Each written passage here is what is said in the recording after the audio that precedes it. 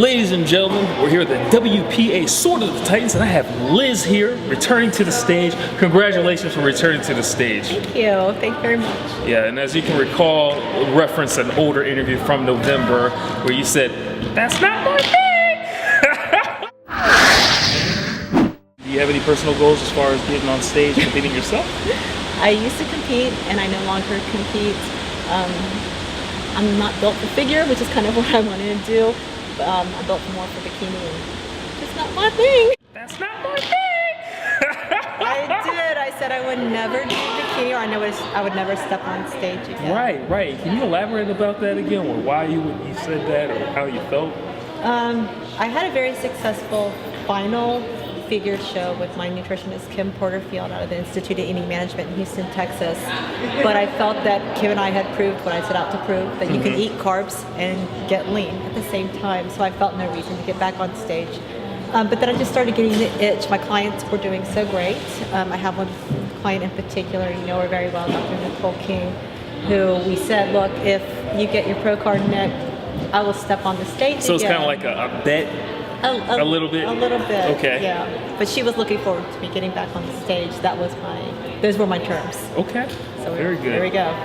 Nice, and you really worked the stage. I mean, you had so much confidence, and your T-walk was on point. It was really, really well done. Look, you had a lot of fun. I did. I worked with Team Center Stage Figures and Physiques for quite some time too. So just watching Tina Parentino and actually working with the girls, the confidence she teaches them to bring out. I obviously absorbed some of that as well. So. Yeah. Do you find that this experience will help with your overall clientele and working with other athletes? I hope so. I hope they realize that I did the same thing that I do to them. Right. And I look the way I do, I feel the way that I do, and there's no reason that you should have to suffer to step on a stage. It should be about the process, about having a good time. You are going to get to a point where you're going to hit walls, and you're going to be hungry, and depending on whether you're bikini, figure, physique, what your meal plans are going to look like. But I'm just hoping that they see I put in the work too. So I'm not just one of those trainers or one of those nutritional consultants who says, do this, do this, do this. And they haven't experienced it themselves. Exactly. They haven't and I can themselves. totally respect that, because you empathize with your athletes. Yes. So that you know how they feel when they get to that point where they hit the wall. You know exactly how they feel, and that you can relate to. Yes, for sure. And I had forgotten, honestly, and actually the first few times that I had competed, I really hit the wall because it was a very high protein, high fat diet, very low no carb.